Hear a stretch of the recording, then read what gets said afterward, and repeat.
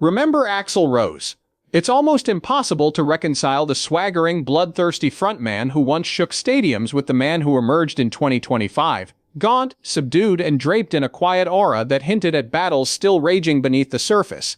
At 63, he stepped onto a dimly lit stage in Incheon, South Korea, and all at once the world paused. The voice that had once ripped through amplifiers with razor-sharp power now trembled with vulnerability, each note soaked in decades of triumph and trauma. Fans leaned forward, mouths open. Longtime followers sensed something profound. This wasn't just a reunion, it was a reckoning. And lurking behind that stage, the gates of his $5 million Malibu estate, lay secrets that had been patiently waiting to be revealed. Legend tells us Axl Rose disappeared in the late 90s, retreating from flashing bulbs and screaming crowds.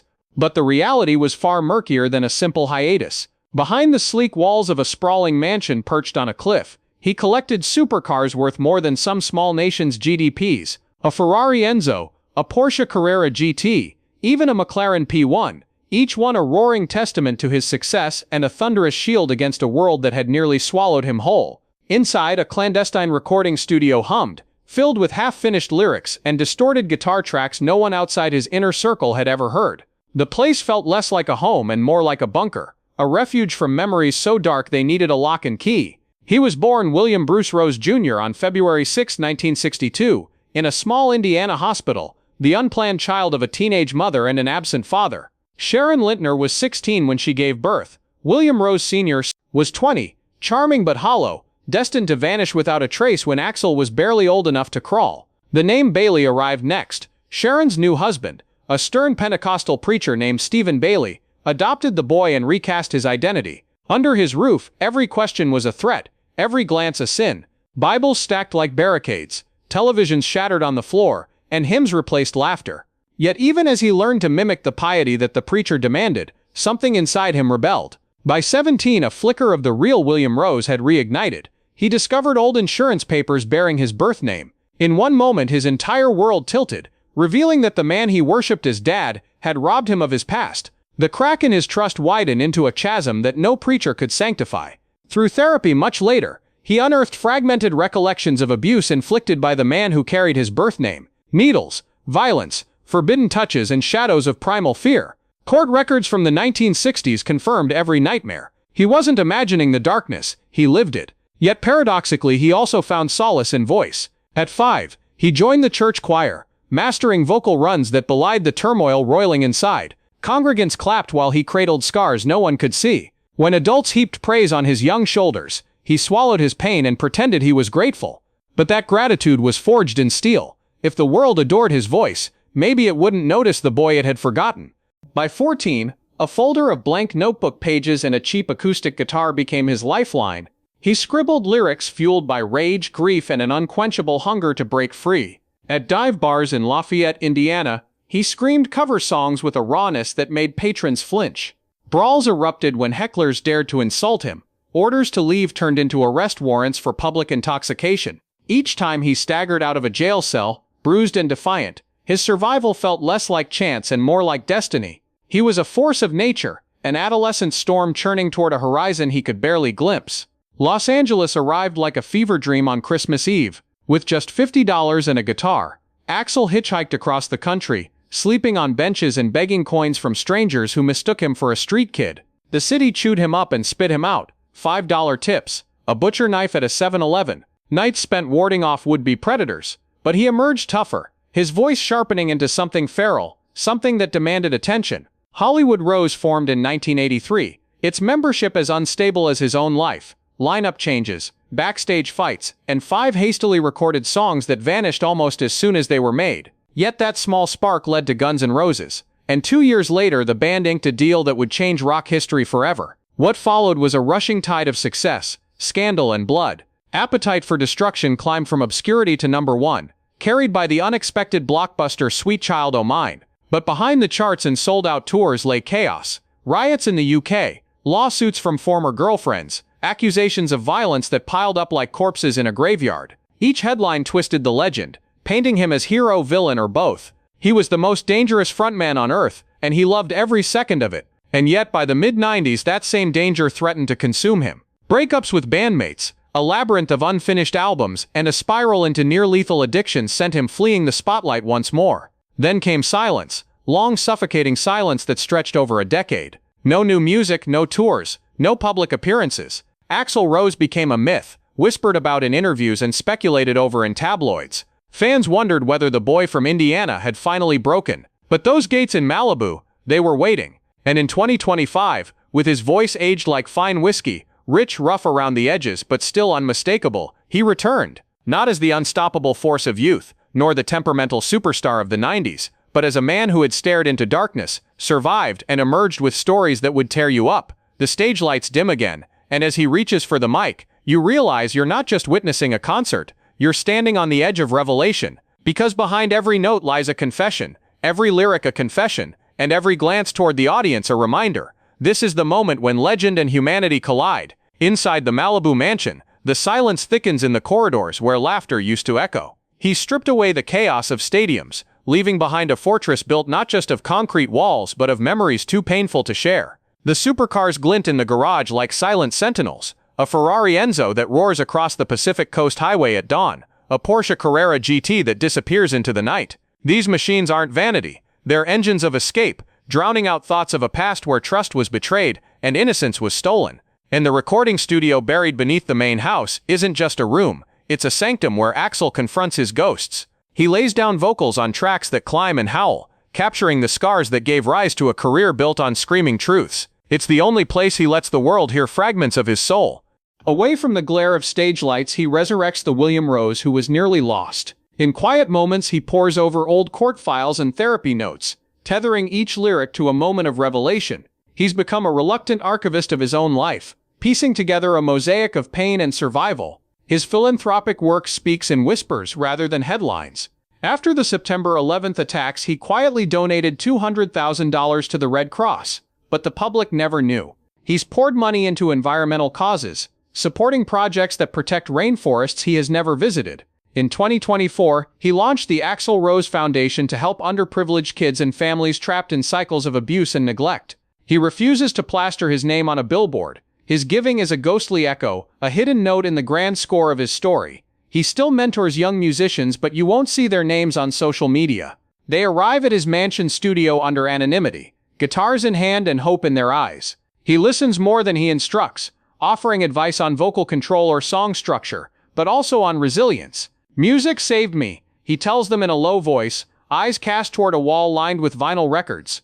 Sometimes he punctuates a lesson by stepping to the mic and singing a line from an unreleased track, the raw emotion cracking through the polished veneer. These sessions aren't recorded for public release. They're gifts to the fortunate few who wander through his gates. And though he rarely speaks of it, these protégés remind him of a time when music was a single-minded purpose, before fame and scandal blurred every line. In September 2025, he unveiled his most surprising project yet, a neon-drenched graphic novel titled Appetite for Destruction.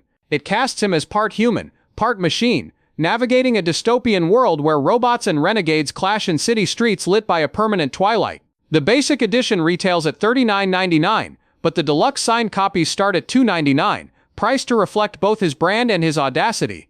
Critics mocked it as a rockstar vanity project, but fans embraced it as a visceral extension of his mythos. He treated the graphic novel like a concept album, working with artists whose visions aligned with the fractured landscapes of his memory. Each panel pulses with the same tension that fueled his most chaotic live shows. He's not done performing. The Because What You Want and What You Get tour charged through Latin America in mid-2025, selling out arenas from Buenos Aires to Bogotá. The show in Buenos Aires, however, almost derailed everything. A faulty in-ear monitor cut out his guiding vocals mid-song, and adrenaline morphed into fury. He kicked a drum, threw his mic and stomped off stage. Cameras caught the meltdown and splashed it across social media within minutes. But rather than tarnish his image, it reminded fans why they fell in love with him. He's human, flawed, and unfiltered. He returned after a tense interlude, finishing the set with a rendition of Paradise City that soared past the chaos. In that moment, the audience felt more connected than ever, as though they'd witnessed the raw underbelly of an icon's psyche. Yet for every high, there's a shadow stretching back to the church choir and the cracked hymns. When he writes, he battles the temptation to bury himself in perfection, an impulse that cost him 13 years on Chinese democracy. Now, he accepts that the rough edges make the art real. His manager has learned not to ask about release dates or production budgets. He simply nods when Axel says a song is ready. Then they let it go. This surrender to imperfection may be the most radical act of his career, acknowledging that some wounds never heal, and that they can still fuel the fire in his voice. The next song he records promises to bridge the gap between the fragility of human memory and the indomitable roar of rock and roll. The roar of the crowd still echoes in his mind long after the final chord fades. Back in Malibu, the sun slants through floor-to-ceiling windows, illuminating walls plastered with mementos: a battered leather jacket from '87, a drumstick snapped in half during a riot, a set list scrawled in lipstick on a mirror. Each relic reminds him that the man the world sees, the gaunt silhouette stepping gingerly across stages, is part of a story written in blood, sweat, and fire. He touches these artifacts lightly, as though they burn. Then he retreats to the control room of his hidden studio, where soft lamplight reveals half-finished lyrics strewn across a desk. Tonight, he's tracking vocals on a song called Shadows and Light. Its opening lines speak of chasing ghosts through empty hallways, and he delivers them with a hushed intensity that could shatter glass. When he hits the chorus, "I rise, I fall, I bleed for it all," the microphones tremble. It's a confession, an exhale of everything he's carried since childhood: abandonment, violence, triumph, loss. In the mixing booth, his engineer presses a button and the playback fills the room, forcing Axel to confront each raw inflection he's created. He closes his eyes, nodding slowly. This isn't about perfection, it's about truth. On the day's first light, he laces up a pair of scuffed leather boots and slips outside to the garage. The Enzo sits silent, its engine cooled. He slides behind the wheel, the leather hugging him like an old friend. As he pulls onto Pacific Coast Highway, the engine's growl chases away the ghosts rattling in his mind. He doesn't speed. He doesn't need to. The world blurs past in muted tones: surfers paddling just offshore, early joggers breathing in salt air, gulls wheeling overhead. For a suspended moment, he feels untouchable. Not the frontline warrior of rock legend, but a man reclaiming his freedom 1 mile at a time. Returning home, he finds the manor's main hall empty and still. The echo of his boots on marble floor punctuates the hush. In the kitchen, he pours black coffee. No sugar, no cream. The bitterness matches the edge in his throat. He thinks of his mother, the little girl she held in that Indiana hospital. He wonders if she ever dreamed he'd become a global icon at 18, a recluse at 50, a survivor still searching at 63. He sets the mug down and stares at a framed photograph of Sharon smiling in the early 60s, pregnant and frightened. He traces her face with a fingertip, tasting the memory of her love and regret. Every afternoon, students arrive at the mansion under the guise of interns. They carry guitars wrapped in soft cases, sheet music, and a tremor of anticipation. He invites them into the studio with a curt nod. No selfies, no recordings. Just music lessons steeped in candor. He demonstrates breath control by singing a 2-octave scale, his voice rising with feral grace. Then he listens with studied patience as they attempt the same run. When their pitch wavers, he leans in and murmurs advice. Feel the note in your chest, don't force it. These moments feel restorative. A teacher passing the torch, a survivor guiding new souls through the flames.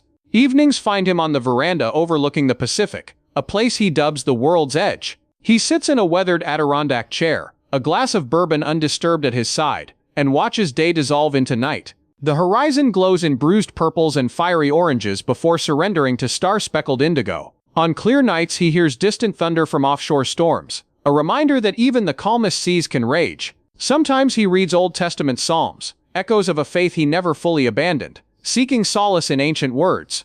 Other times he flips through new graphic novel concepts, studying sketches of cybernetic limbs and neon streets, marveling at how his imagination has become a parallel realm for catharsis. When the phone buzzes in his pocket, it could be a call from his lawyer, a manager, or a former bandmate. Each ring carries potential volatility. He treats his phone like a hand grenade. He answers only if necessary. Recently, he spoke with Slash about a benefit concert for wildfire relief. They traded barbs about scheduling, but by the end, they landed on a date and a cause. Neither admits that the reunion tour's success depended on revisiting old grudges and forging new understandings. For Axel, that call was more than logistical. It was proof that fractured bonds can heal when the music calls loud enough. Late at night, he prowls the mansion halls in solitude, flashlight in hand, checking locks and inspecting shadows. Every creak in the wood, every hum in the wiring, can trigger a cascade of memories. Doors slamming in anger, whispered threats in dark corners, footsteps that vanished without farewell. He pauses at the threshold of a room once used as a makeshift sanctuary during a breakdown in the 90s.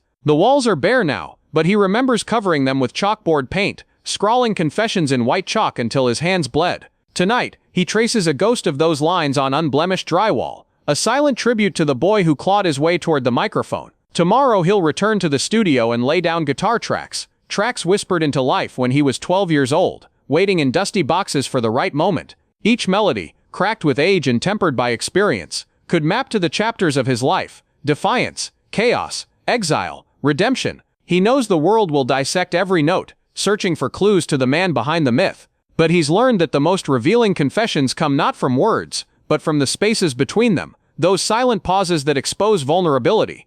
As darkness settles, he retreats to the grand piano in his study. Its ivory keys gleam under a single lamp. He plays a chord progression inspired by a lullaby his mother hummed once when he was an infant, lost and alone. The melody unfolds gently, a meditation on survival. He bends his head close, breathing into the silence that follows. In that stillness, every scar, every triumph, every tear finds its place. And in that fragile moment he feels whole. He rises before dawn most days, drawn by a restless energy that won't be tamed. The mansion is hushed, every door sealed against the outside world. He crosses the marble floors barefoot, muscles humming with memory as he makes his way to his private gym, a converted ballroom where punching bags hang from gilt chandeliers and old tour posters plaster the walls. He doesn't work out for vanity. He moves through circuits of shadow boxing and weighted squats to channel energy that once fueled his fury on stage. Each punch echoes with the recklessness of youth, and the tempered force of a man who has learned there's more power in control than in chaos. When he steps into the mirrored studio afterward, beads of sweat glistening on his brow, he records demo vocals for a new song called Glass and Thunder. It's a study in dichotomy, verses of fragile confession that crash into choruses of volcanic intensity. He layers takes like a painter strokes a canvas, building depth with every inflection and breath. As the track unfolds, it becomes clear he's weaving childhood trauma and hard-won redemption into an anthem for anyone who's ever felt broken beyond repair. Glass and thunder, he whispers into the mic. We shatter, we roar, we're born from the storm. Late morning, he retreats to his study for what he calls reflection hours. The room is lined with shelves of leather-bound journals, each one packed with scribbled lyrics, therapy insights, and sketches for the graphic novel. He sifts through a volume labeled 1991, reading a draft of a poem he wrote days after the Riverport riot. Lines about rage uncontained and innocence lost still grip him with guilt and sorrow. He transcribes a passage into a new notebook, rewriting it with the clarity of 50 more years of perspective. This act of revision isn't about making the past neat, it's about reclaiming it, shape-shifting pain into wisdom. By midday he moves to the gardens, which stretch behind the mansion like a secret forest. Exposed roots spiral through flower beds, and old oaks stand sentinel over winding paths. He often walks alone here, hands in pockets, rehearsing lyrics out loud, voice low and melodic. The ocean breeze carries salt and jasmine, and for a moment he forgets the roar of stadiums. He stops at a stone bench inscribed with resilience, and sits, letting memories wash over him. Here he confronted visions from past life regression therapy, memories he once believed came from other centuries. Now they feel more like echoes of his own heart, reminders that identity is not fixed, and that every life chapter leaves its residue. Afternoons are for collaboration. His studio becomes a crossroads for composers, visual artists, and choreographers working on a stage production inspired by his life. The show will blend live music with projected animation from Appetite for Destruction, cradling audiences in both sound and imagery. He sits at a long oak table, sheets of storyboards spread before him. He critiques character designs, giant mechanical wolves, neon carnivals, and insists on authenticity. Every symbol must resonate with my truth. The team watches rapt as he recounts how his stepfather's belt felt like death's whip, how the first time he saw the Malibu sunset, it was through car windows as he fled to safety. Each detail sharpens the vision, forging something neither museum piece nor vanity project but a living testament to survival. Evening arrives with an urgency that he's learned to respect. He greets a small circle of lifelong friends, roadies, old band techs, and a handful of musicians, around a rustic dining table in the kitchen. They break bread and share stories, toasting to the past with whiskey sourced from a distillery he helped fund. Laughter cracks through the room as they remember chaotic sound checks and van breakdowns. But the conversation isn't just nostalgia, it's an unvarnished exchange about health, family, and the fragility of fame. When one friend confesses anxiety about touring again, Axel lays a hand on his shoulder and says softly, "We're bigger than our fears, brother. We survived the worst, now we own the rest." After dinner the group moves to the living room where a vintage Steinway piano stands beside a roaring hearth. He plays a new ballad, Phoenix Ashes, its melody winding like smoke through the room. The song chronicles his lowest point, the overdose attempt in 1980, the empty hallway of a mental institution, the moment he decided to keep fighting. His voice cracks on the bridge, and the friends listen in silence. It's a private performance, but each note lands like a confession, a healing balm applied with intention. When the last chord fades, someone reaches for Axel's hand in gratitude, and for the first time since childhood, he feels held. Not by preachers or managers, but by those who know his scars firsthand. Night envelops the mansion as he climbs the grand staircase to his bedroom. In the hallway, portraits of older selves hang like witnesses, a red bandana tied at his throat, a leather jacket glinting under spotlights, a sunburned face at Roskilde Festival. He pauses before each image, acknowledging how time carved him anew. In the bedroom, he removes his boots and settles into a high-backed chair by the window. He scrolls through messages on a tablet, but no longer feels compelled to respond immediately. He's learned that choice is a form of power, to speak when ready, to guard silence as fiercely as notes. Before sleep, he writes one more entry in a journal. I am not my wounds, but they bleed truth. I am more than the roar. Sometimes I am the hush between breaths. He closes the book, flicks off the lamp, and slips into darkness. Outside, the Pacific murmurs secrets against the cliffs. Above, stars wheel in silent arcs, as they did when he was born. In those constellations, he finds solace, the universe vast enough to contain both his storms and his stillness. Tomorrow, he will stand on stages around the world again. But for now, the silence is enough, and the journey, wounded, defiant, unbowed, continues. Even as the morning sun filters through the canopy of palm fronds outside, he feels the pull of unfinished stories waiting in the quiet corners of his mind. The graphic novel project that once felt like a side venture has transformed into a sprawling anthology. 20 volumes of neon and shadow that trace his journey from a frightened toddler in Indiana to a phoenix reborn on stadium stages. Each page pulses with the same juxtaposition of vulnerability and ferocity that defined Appetite for Destruction.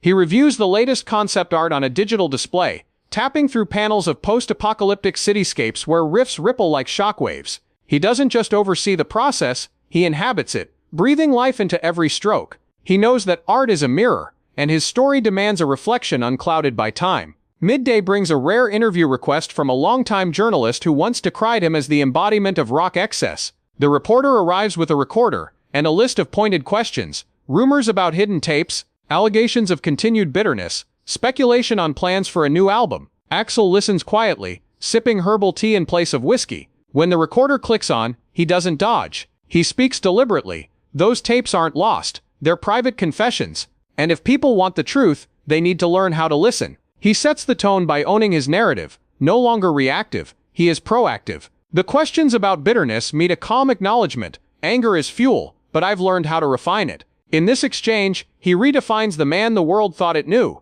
Afternoon shadows stretch across the studio as he gathers with veteran producers to assemble a tribute compilation of unreleased demos. The project is called Echoes of Righteous Fury, and it stitches together raw vocal takes, alternate guitar solos, and piano ballads that span 3 decades. Each track is a fragment of memory made audible. As he listens back to a skeletal demo recorded in 1992, the engineers watch his face for signs of judgment. Instead, he offers a nostalgically ironic smile. This one sounds like it's bleeding. He laughs softly, tapping his hand against the console. He knows it's imperfect, rough around the edges and lopsided in tempo, but that imperfection is the heartbeat of authenticity. In the interlude between sessions, he steps onto a private balcony overlooking the Pacific, the air thick with salt and possibility. He takes his phone from his pocket, scrolls past notifications, and pauses on a message from a childhood friend who survived the same church upbringing. They plan to meet next week, an encounter he once thought impossible. Reconciliation is a foreign word in his vocabulary, but he's learning that forgiveness doesn't erase scars, it reframes them. As the sun dips toward the horizon, he feels the weight of time settle on his shoulders like a mantle, not a burden, but a badge of survival. Dinner is a quiet affair. He prepares grilled salmon and roasted vegetables in a kitchen that once echoed with music and madness. Tonight, the only soundtrack is the ticking of a vintage clock and the soft hum of the refrigerator. He plates his meal on fine china, even though no guest will join him. He eats slowly, mindful of each bite, savoring textures and flavors he once took for granted in the chaos of tours and after-parties. In these solitary rituals, he rediscovers the value of small pleasures. Later, he convenes a virtual meeting with the head of a major streaming service to finalize the release of a documentary series chronicling his life. The series promises never-before-seen footage, candid interviews, and thematic episodes titled Child of Shadows, Rage Unleashed, and The Silence Between Shows. He insists on creative control, no sensationalism, no manufactured drama. He wants viewers to witness the full spectrum, his darkest moments alongside raw perseverance. When the agreement is signed, a sense of relief washes over him. He is ready to share his story in full color and unfiltered truth. Night falls and the pool house lights flicker on, casting ripples across still water. He slips into a plush robe and descends the wooden steps, letting the steam of a late-night swim soothe muscles still humming from the day's emotional labor. Under a slate sky, he moves through the water with steady strokes, each lap dissolving tension accumulated across years of performance and introspection. When he exits the pool, droplets glisten on skin like tiny prisms. He wraps himself in a towel and stands for a moment, listening to his breath sink with the crashing waves beyond the fence. Back in his study, he retrieves an acoustic guitar from its stand and sings soft fragments of a lullaby he's been refining for decades. The melody weaves through the room like a prayer, and in the hush that follows, he senses that the boy who once needed that lullaby has grown into the man who can now sing it with both compassion and authority. He sets the guitar aside and picks up a pen, jotting a few lines for an upcoming speech at his foundation's annual gala. He wants to speak about resilience, generosity, and the unfinished work of healing. At last he stands at the floor-to-ceiling window, gazing out at the restless ocean. The horizon is a thin slash of pale light, a promise that tomorrow will dawn, bringing new chapters to his ongoing narrative. He breathes deeply and whispers to himself, "This is just the beginning." In the reflected glow of the water, he sees not a ghost of former glory, but a man carving his legacy through honesty, creativity, and relentless self-discovery. Morning light filters through the tall windows as he emerges from the quietude of sleep. Today marks the final rehearsal before touring begins again, and every note he sings carries resonance far beyond the walls of his Malibu sanctuary. There is no crowd to hear him now, only the familiar hum of his own breath and the distant crash of Pacific waves. Yet he knows this session will define his next act, not as the volatile legend of yesteryear, but as a storyteller unafraid of shadows. Today he rehearses a new composition titled Eternal Return, a piece that bridges the jagged rifts of his past and the soaring arcs of his resilience. Every verse begins with a whispered admission, "I was lost in the dark," and crescendos into a defiant chorus, "I found light in the fracture." His producer watches from the soundboard, nodding in time as raw takes become layered anthems. He pauses only to adjust a guitar strap, inhale deeply, and dive back into the lyric. In this studio, he forges the next chapter of a life still unfolding. The rehearsal space hums with possibilities, but he fights a creeping anxiety, a remnant of years when he tied his identity to fan fervor and media frenzy. Now he approaches creativity like a sculptor, chiseling away at perfection until the form beneath emerges vital and alive. Between lines he reflects on a singular moment from his brief stint in rehab, where he learned the simple power of presence. "Just breathe," the counselor told him, and he realized that music too could heal when created in mindful stillness. Thus each chord became a meditation, each lyric a testament to survival. By afternoon he convenes with the core of his touring band, veterans who remember the inferno of early gigs and the near collapse of the Use Your Illusion tour. They gather around a vintage concert poster, tracing the history of stadiums painted with their name. He recounts how the band barely escaped violence in Montreal, how pyro mishaps nearly burned them alive, and how each riot felt like affirmation of their untamed spirit. Yet he also emphasizes restraint, teaching them that passion must be harnessed, not unleashed. They understand the fine line between adrenaline and self-destruction, and they nod when he outlines the choreography of a set that unleashes energy while protecting reckless impulses. Outside, the warm breeze carries the promise of another sold-out show. Later tonight he'll stand beneath stadium lights, stepping into a legacy he once tried to escape. But tonight is different. He arrives armed not with anger alone, but with empathy, tempered by decades of survival. Behind each anthem there is a lesson. Wounds can be worn as medals, not for spectacle, but as proof of endurance. When the crowd roars and the first chord reverberates, he doesn't merely perform. He communicates a dialogue between past and present, trauma and triumph. Each riff is a question, and each lyric an answer. Fans raise lighters and phones, capturing fleeting euphoria, and immortalizing a moment where vulnerability and power collide. In that interplay, he completes the circle. The boy who once needed to hide behind a microphone is now unmasked, standing at the intersection of legend and humanity. After the final note fades, he steps away from the mic and bows his head. The applause washes over him like a benediction. He closes his eyes, not to escape the moment, but to internalize every heartbeat of it. When he returns backstage, The adrenaline has softened into calm. He removes his jacket and feels the faint tremor in his hands, an echo of every time his world tilted on the cusp of chaos. Now that tremor is a reminder of life, not fear. Tonight, under the floodlights, he reclaimed more than a stage, he reclaimed his story. In the faces of thousands, he saw reflections of his own journey, broken fragments welded into something unbreakable. As he breathes in the electric air, he knows there will be more miles to travel, more lyrics to shape, more shadows to confront. But tonight, the universe seemed to bend toward him, illuminating the path that carried him from the little hospital room in Indiana to the vast expanse of this stage. Each star overhead whispered a promise. The story was still unfolding. In the quiet aftermath, he writes a final note in his journal. The roar was mine, the silence is ours. Let every echo carry the truth we dared to sing. He closes the book and steps into the night air, letting the ocean's breath enfold him. The tour beckons, the next chapter awaits, and with each sunrise, he knows he can stand undaunted,